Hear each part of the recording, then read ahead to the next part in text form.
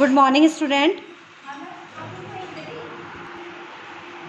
आज हम पढ़ेंगे क्लास 10 पद्य भाग हिंदी का। हिंदी हमारी पाठ्य पुस्तक है क्षितिज, उसका पद्य भाग है और उसका पहला चैप्टर है पद, सूरदास के पद। ठीक है, तो सूरदास के पद आज मैं आपको बताऊंगी, सूरदास के पदों का भावार्थ। पहला पद देखिए, मैं आपको पढ़ के सुना रही हूँ। यहाँ हमने शॉर्ट में लिखा है, तो मैं उसको एक बार आपको पढ़ के सुनाती हूँ, उसके बाद उसका हम भावार्थ पढ़ेंगे। आपको ये कॉपी में करना है बच्चों, ठीक है। और ये बहुत ही इम्पोर्टेंट है, आपकी परीक्षा में इससे क्वेश्चन आंसर्स आते हैं।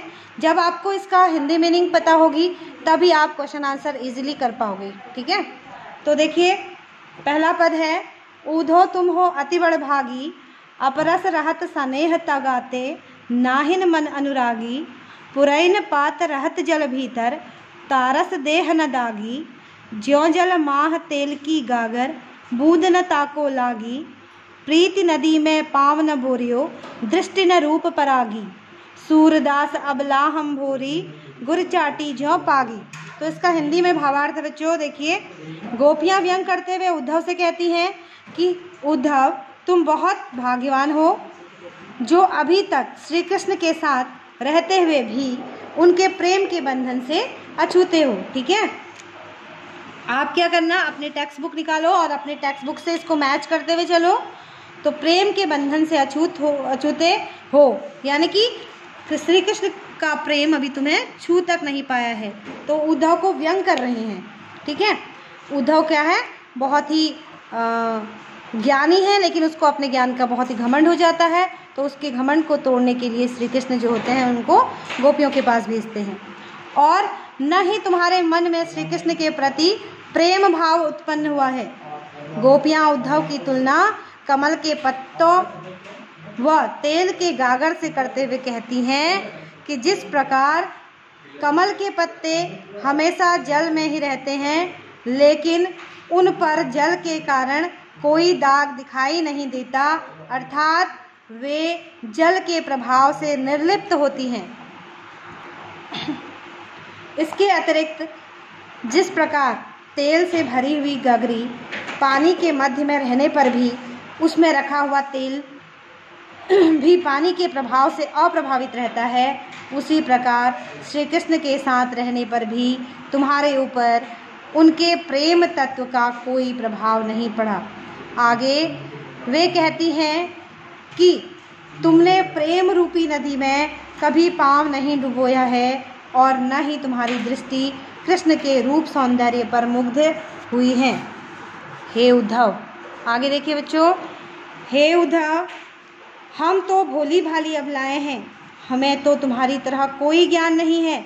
जिस प्रकार चींटियाँ गुड़ से चिपक जाती हैं, ठीक उसी प्रकार हम भी श्री कृष्ण के प्रेम में उलझ गई हैं, यानी कि लिपट गई हैं। तो यहाँ पर क्या किया है सूरदास ने, किन किन माध्यमों से अपने प्रेम के प्रभाव को व्यक्त किया है।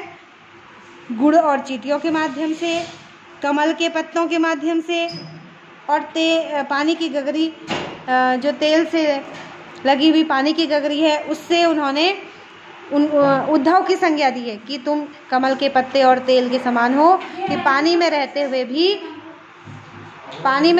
भी उन पर पानी की बूंद तक उनको नहीं छू पाती है। यानी कि कृष्ण का प्रेम जो है वो कह रही है कि तुम्हें छू तक नहीं पाया है, जबकि इस सारे संसार में कोई ऐसा व्यक्ति नहीं है जो कृष्ण से मिलने के पश्चात उसके प्रेम में से प्रभावित ना हो। ठीक है, तो ये आपको समझ आ गया होगा। अगला देखिए, यहाँ हमने इसको शॉर्ट में लिखा है, मन ही मन की माँझ रही, और यहाँ तक मर्यादा न रही, तो इसको मैं आपको पूरा पढ़ के सुना रही हूँ। मन ही माँझ रही, कहिए जाए कौन पे ऊधो, ना ही परत कही, अवधि आधार आस आवन की, तन मन बिथा सही, अब इन जोग संदेशनि सुनि सुनि, विरहिनी विरह दही, चाहती होती गुहार जितहि ते, उतते धार बही, सूरदास अब धीर धरहि क्यों, मर्यादा न लही। तो यहाँ पर मर्यादा का जो अर्थ है वो मर्यादा से लिया गया है। तो दूसरा भावार्थ एक बार मैं आपको फिर से पढ़ के सुनाती हूँ। मन की मन ही माझ रही, कहिए जाए कौन पे ऊधो, नहीं परत कही, अवधि आधार आशा आवन की, तन मन बिथा सही। अब इन जोग संदेशनि सुनि सुनि, विरहिणी विरह दही, चाहती हुती गुहार जितहि तै, उतते धार बही, सूरदास अवधीर धरहि क्यों, मर ज्यादा न लही। तो देखिए इसका हिंदी अर्थ क्या है। गोपियाँ उद्धव से कहती हैं कि हमारे मन की अभिलाषाएं हमारे मन में ही रह गई हैं, क्योंकि हम श्री कृष्ण से यही कह नहीं पाई कि हम उनसे प्रेम करती हैं। हे उद्धव, अब तुम ही बताओ कि हम अपनी यह व्यथा किसे जाकर कहें। अब तक उनके आने की आशा ही हमारे जीने का आधार थी।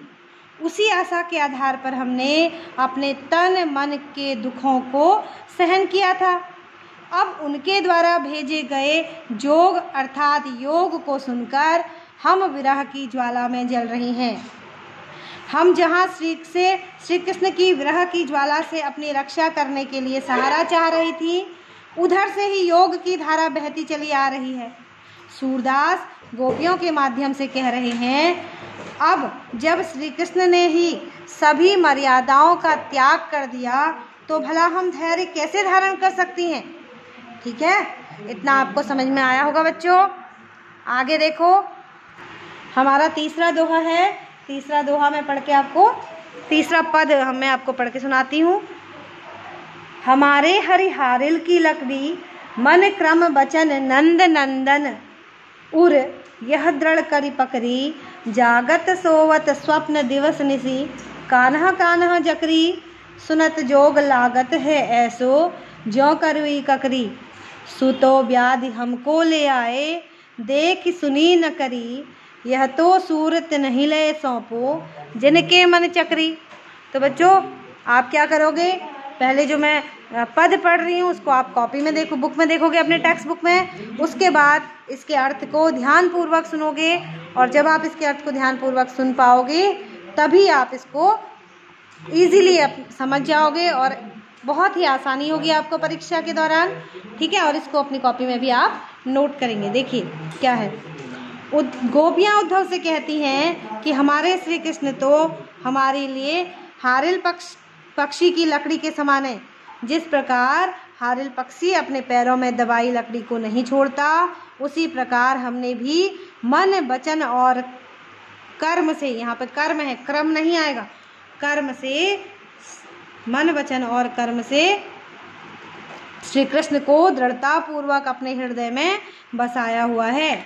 हम तो जागते सोते सपने में और दिन रात कान्हा कान्हा कर रटती रहती हैं। हमें तो जोग का नाम सुनते ही ऐसा लगता है जैसे मुंह में कड़वी ककड़ी चली गई हो, क्योंकि योग रूपी जिस बीमारी को तुम हमारे लिए लाए हो उसे न तो पहले कभी हमने देखा है, न उसके बारे में पहले सुना है, और न ही इसका कभी व्यवहार करके देखा है। सूरदास गोपियों के माध्यम से कहते हैं कि हम जोग को तो तुम उन्हीं को जाकर, इस जोग को तो तुम उन्हीं को जाकर सौंप दो जिनका मन चक्री के समान चंचल है। हमारा मन तो स्थिर है, यह तो सदैव श्री कृष्ण के प्रेम में ही रमा रहता है। अब जो उद्धव होता है गोपियों को योग का संदेश सुनाने आता है, कहता है कि जो कृष्ण है, कृष्ण के वह तो परमात्मा है, ईश्वर है, वह उनके शारीरिक रूप से प्रेम मत करो क्योंकि शरीर तो नष्ट होता है, उनके ईश्वरीय तत्व से प्रेम करो। कहती हैं कि उनकी जो वो योग है वो हमें ब्रह्म तक लेकर जाता है। इस संसार को चलाने वाली केवल एक शक्ति है ब्रह्म, ये उसका मानना है। लेकिन जो गोपियां हैं वो किससे प्रेम करती हैं, वो तो श्री कृष्ण से प्रेम करती हैं। वो कहती हैं हमें तो ईश्वर का पता नहीं है, ईश्वर कौन है, हमारे लिए तो हमारा ईश्वर जो है वह केवल श्री कृष्ण ही है। ठीक है,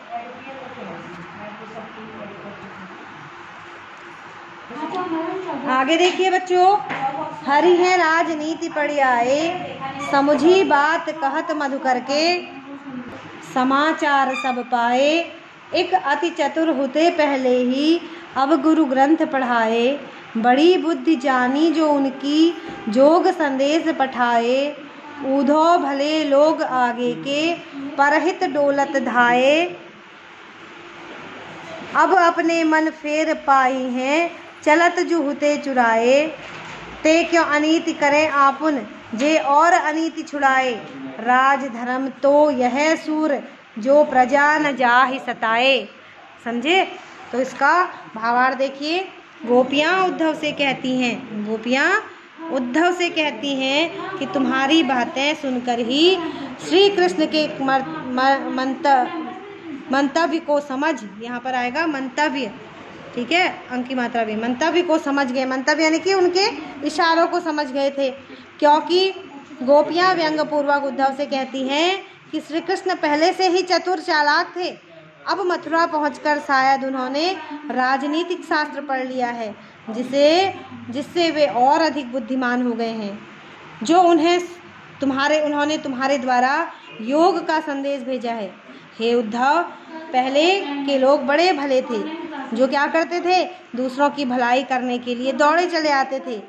अब श्री कृष्ण जो हैं वो बदल गए हैं। गोपियाँ कहती हैं कि वह मथुरा जाते समय हमारा मन अपने साथ ले गए थे, अब हमें वो वापस चाहिए।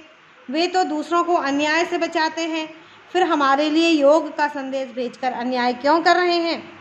सूरदास के शब्दों में गोपियाँ कहती हैं कि हे उद्धव, राजधर्म तो यही कहता है कि प्रजा के साथ अन्याय नहीं करना चाहिए और न ही सताना चाहिए।